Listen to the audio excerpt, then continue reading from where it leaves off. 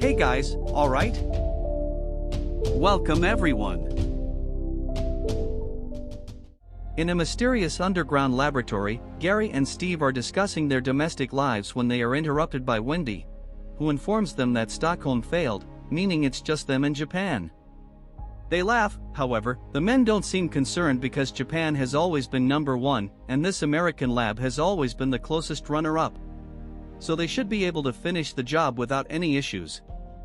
Meanwhile, 5 college students are preparing for their vacation. We meet Dana, who is trying to forget her affair with a professor, Kurt and his girlfriend Julia, Holden and Marty, who is already smoking by the time he joins the group. They load up a vehicle with all their gear, including Kurt's motorcycle, and set off to spend a few days at a cabin in the woods. On the roof of his house, a suspicious man informs his bosses that the group is on their way. When they are far enough on the road, Julia realizes they have no signal, and Marty explains that's the point, to disconnect from the virtual world and relax at the same time. Gary and Steve begin setting up the computers in the lab's control room. They also meet Daniel, the new security officer for the room, who thinks he's prepared for whatever might happen. Sometime later, the group stops at a gas station, though it appears abandoned, and they can't tell if the gas pumps work. Holden goes inside the building to investigate and finds a collection of very creepy stuff, only to be startled by Mirai, the man who knows about the cabin they're talking about, explaining that he's seen many owners come and go. He gives them directions on how to get to the place, pointing out that the fuel they have is enough to get there, but getting back is their problem. He also insults Julia, so Kurt wants to hit him for it, but Holden quickly holds him back, and the group decides to leave before things get ugly. After a few more miles of driving, the group passes through a tunnel under a mountain, which is the only way to reach these woods since there's a wide canyon around. As the vehicle passes, a bird flies very close, suddenly colliding with an invisible barrier, revealing that this area is surrounded by a force field.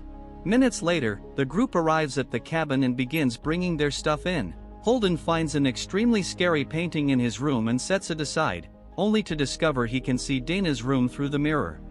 When Holden realizes he can see Dana changing clothes, he immediately yells at her to stop and calls everyone to show them the mirror. After some jokes, Holden offers Dana to switch rooms, which Dana greatly appreciates. Then she realizes she can also see Holden changing clothes, so she puts the painting back in its place. She finds it quite creepy too and decides to cover it with a blanket. Back at the laboratory, they are recording what's happening inside the cabin. They discuss an impending scenario adjustment and somehow have access to the students' blood tests, indicating that the chemicals they planted in Julia's hair dye are working very well and have increased her libido. Their conversation is abruptly interrupted by a call from Mirai, who warns them that the students are on their way and begins to preach about cleansing for the greater good. He takes this so seriously that Gary and Steve can only laugh as the group of friends spends the day at the lake. Gary and Steve start making bets on what the students will choose at the cabin. Daniel finds all this quite severe, but Wendy points out they need to relax a bit to make this very difficult job easier. When Daniel wonders if the higher-ups know about this, Steve explains that their bosses don't care as long as the job gets done. Daniel also finds it unfair to bet on an outcome that is controlled by them, but Steve and Gary say the system isn't like that. The youth will be guided to the destination, but the final choice is theirs to make. They choose to ignore or not the warnings of Mirai, who is also there for the system, and only if they choose to proceed to the place anyway is when they might be punished. As night falls, the group of friends plays Truth or Dare. Julia is dared to kiss a wolf's head hanging on the wall, and she does so very well, acting provocatively, which is unusual for her. Then, Dana chooses Dare, and at that moment, a door in the floor opens behind them, something courtesy of the people from the laboratory. The young people foolishly attribute this to the wind and ignorantly decide that Dana's dare is to go down there. When she does, she discovers it's full of scary objects, like an old piano and creepy dolls. Suddenly, the image of a girl scares Dana, and she screams, making the others come down too. Marty lights a lamp, and they discover even more scary things, which makes Marty think they shouldn't stay down there, especially when he hears a voice whispering to him. The others ignore him and start messing around with things like a music box with a ballerina and a strange orb, but their search is interrupted by Dana, who found a diary. She reads passages explaining that the first family that owned this house was tortured by the father, and the daughter found a book with some prayers that would bring good spirits to them. There are a few lines in Latin on the page, and Marty asks Dana not to read them, but Dana does so anyway. This causes the corpses of the family to come back to life, and the people in the lab celebrate that the maintenance staff won the bet.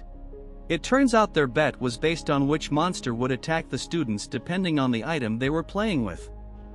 Daniel still can't believe that gods and magic are real, and Steve is disappointed they didn't get to see a merman, as it's never chosen. Then, he and Gary check on the screens showing the same work being done all over the world. All the other countries have failed except Japan. In a Japanese school, young girls are dealing with a scary ghost. Later, the group of friends goes upstairs, and Kurt and Julia continue to behave strangely. Kurt keeps drinking and making crude remarks, while Julia dances provocatively and playfully flirts with Marty. Since the other three are no longer in the mood, Kurt and Julia leave to have some privacy in the woods. Marty asks Dana if she doesn't notice that their friends are acting strange, and he confesses he feels like there are some puppeteers behind all this. Dana tells him it's just the side effects of what he's smoking, so Marty decides to go to his room and rest. Dana joins Holden on the couch, and they end up kissing. Meanwhile, Kurt is trying to convince Julia to do things in the forest, but Julia doesn't want to undress because it's cold. The people in the lab are disappointed because they want to see some action, so they release pheromones to change Julia's mind. As the couple starts to get in the mood, the technicians also turn on a special light to create a romantic spot on the grass. Kurt and Julia lie down and start getting busy, making Julia look good on camera. Daniel wonders if this is going too far, but Steve explains they need to keep the client satisfied. Suddenly, a zombie appears and stabs Julia's hand. Startled, she backs away, and Kurt intervenes to defend her, but the zombie stabs him in the shoulder. Kurt pushes him away and removes the blade from his shoulder, only to see a second zombie approaching. This one uses a chain to knock him down and then captures Julia. The first zombie grabs Kurt to make him watch as the entire zombie family kills Julia with a rusty saw. In the lab, Steve and Gary say a prayer, indicating Julia's death as an offering, and Steve pulls a lever to make Julia's blood fall into a mysterious contraption. At the cabin, Marty hears the voice again and decides to go for a walk. First, he relieves himself and notices there are no stars in the sky. One of the zombies suddenly appears and starts slowly approaching him, but at that moment, Kurt appears, pushes the zombie away, and takes Marty back into the house. Kurt then tells everyone that Julia is dead and they need to get out. Against Marty's warnings, Dana opens the door and finds another zombie that throws Julia's head at her. Dana screams as Kurt and Holden rush to lock the door, keeping the zombie outside. Kurt emphasizes the importance of sticking together for safety and that they need to barricade all windows and doors. This could complicate the lab's work, so the technicians release a disorienting gas that makes Kurt change his mind, and he announces they should split up to cover more ground. Each student rushes to their room, and the technicians lock their doors. Marty hurries to close the window and accidentally knocks over a lamp, revealing a hidden camera. Steve contacts the chemistry lab to get something to make him forget, but Gary stops him. He stays there because there's already a zombie on the way. As Marty wonders if this is a reality show, he leans his body against the window, and the zombie breaks the glass to grab him and throw him out. They exchange a few blows, but the zombie stabs Marty and drags him into the forest. Then, the technicians pull the lever again, and it's shown that Marty's blood is sent to a stone sculpture. The ground under the cabin begins to shake, and a zombie breaks through Dana's window.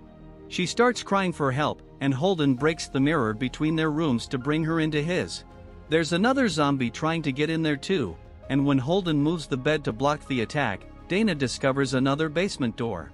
She uses a lamp to check if it's safe, and when Kurt shows up to join them, Holden says he can't open the door, so Kurt must hide in the basement. Holden and Dana enter the new basement and discover a series of gruesome tools, making Dana realize this is the room where the father killed the family. Suddenly, the basement door opens, and a zombie appears, using the chain to capture Holden. Dana immediately grabs him too and pulls him back into the basement before grabbing any tools she can find to strike the zombie until it can't move anymore. Gary activates a switch that makes the blade in Dana's hand electrocute her, causing her to drop it so she can't defend herself anymore. Suddenly, another door opens, and Kurt appears from an adjacent room in the basement, telling Holden and Dana he found a way out. They follow a dark hallway until they reach a door that leads them outside. The trio escapes in the vehicle without noticing the bloody handprint on the door. Meanwhile, the girls at the Japanese school manage to exorcise the ghost, meaning the American team is the only one standing. Wendy calls Steve and Gary to reprimand them for being so cocky about all this and reminds them to take it seriously, as they can't allow the elders to rise. At that moment, Gary realizes the vehicle is about to reach the tunnel, which shouldn't be open. Gary rushes to check what's preventing the demolition team from bringing down the tunnel and discovers there was a glitch in the system. When the vehicle enters the tunnel, Gary fixes the wires and finally brings the tunnel down. Kurt reacts quickly and reverses to escape before they're crushed. The only way out would be to jump the chasm, but they don't have ropes. Kurt decides to try jumping with his motorcycle, as he's made some big jumps before. Unfortunately, when Kurt jumps, he hits the invisible wall and is electrocuted before falling into the chasm. Dana realizes Marty was right about someone pulling the strings behind the scenes, and the technicians use Kurt's blood to fill another stone sculpture. Holden and Dana return to the vehicle and drive back to the cabin because Holden thinks they might find a road behind it. Their words are suddenly interrupted by a blade coming from behind and hitting Holden, killing him instantly. Dana screams when she sees there's a zombie on the VR, which is now veering off the road and falling into the lake. The zombie tries to grab Dana, but she just swims away, while the technicians in the lab celebrate with a drink. Daniel doesn't understand why they're happy, considering Dana is alive, but Steve explains that the sacrifice of the untouched is optional, as long as it's done last and she suffers first. As Dana reaches the pier and is being attacked by a zombie, the lab employees throw a party. The demolition team remains on the defensive and says the glitch was caused by a power router upstairs, which Gary thinks doesn't make sense. Then, the phone connected to the people upstairs starts ringing, and Steve answers the call to find out that one of the sacrifices is still alive, so the ritual wasn't completed. The zombie on the pier is about to kill Dana when Marty appears to help her. The two beat the zombie to make it fall into the lake, and then they flee, aware that the zombies are still following them. Marty makes Dana enter one of the pits, where the zombie that got Marty is lying on the ground in pieces after Marty took care of him with a trident. The place doesn't look like a pit, it's more like a metal box with an electrical panel. Marty activates it and opens a door in the floor leading them to a box-like elevator. The two enter it, and the elevator starts moving in all directions. When it stops for a few seconds, a werewolf crashes against the glass trying to reach them. Then, the elevator moves again, and each time it stops, Marty and Dana encounter a new monster. They see a sinister-faced ballerina possessing multiple mouths within each other, and a humanoid with saws embedded in its head holding the strange ball they saw earlier in the cabin. Dana begins to correlate the monsters with the objects they had seen in the basement and realizes that the handlers can choose what will kill them. There are hundreds of monsters down there, trapped in the boxes, waiting for their turn to be released for the show as she has a breakdown. The technicians panic as they discuss how to proceed. They track down the couple and realize that what Marty smokes renders him immune to their actions. When the elevator finally stops, the doors open to reveal a guard who wants to take Dana. However, the zombie arm on the floor moves and grabs the guy, giving Marty and Dana the chance to push him against the wall and knock him out. Then, they grab the zombie's knife and the guard's gun before descending down a corridor, where a female voice begins to explain their part in something bigger, saying their duty is to appease the being below that place, something ancient, and they must submit themselves as sacrifices so the being doesn't escape. At that moment, more guards appear, so Dana and Marty run to hide inside a small control room. Dana notices the panel and presses the button, causing all the monsters to escape from their cages. Now, chaos ensues in the building as the monsters kill anyone they encounter in their path, from guards to scientists.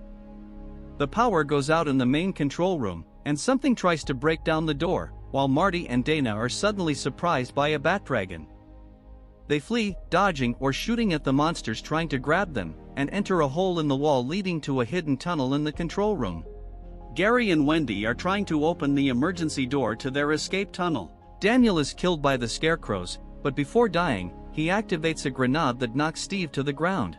He's disappointed to see that the Triton is actually incredibly ugly before the monster kills him, while giant tentacles burst through the ceiling and grab Wendy. Gary finally manages to open the emergency door, and he runs through the hidden tunnel, or he accidentally gets stabbed by Dana with the knife. Before dying, Gary asks Dana to kill Marty. After that, Marty hands the gun to Dana, and the two descend through the tunnel to find a chamber with 5 huge stone sculptures, 4 of which are filled with blood. Dana realizes that each sculpture represents a member of the group of friends, and that all of this is a sacrifice ritual.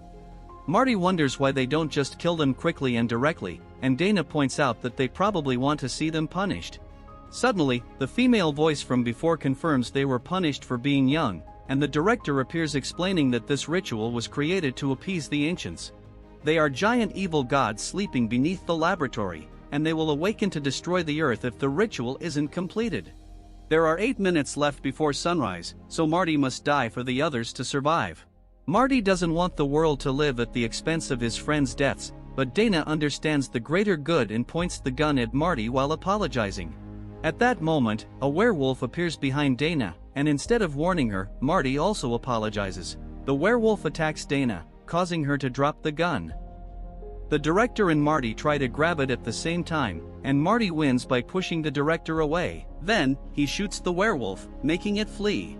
The director goes after Marty, and a fight ensues, while a zombie with an axe appears in the room. Dana sees and warns Marty, so when the zombie raises the axe, Marty uses the director as a shield, and she is killed.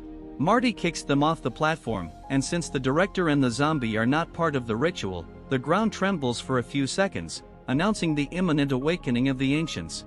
As they await the end, Marty and Dana apologize to each other while sharing a last cigarette.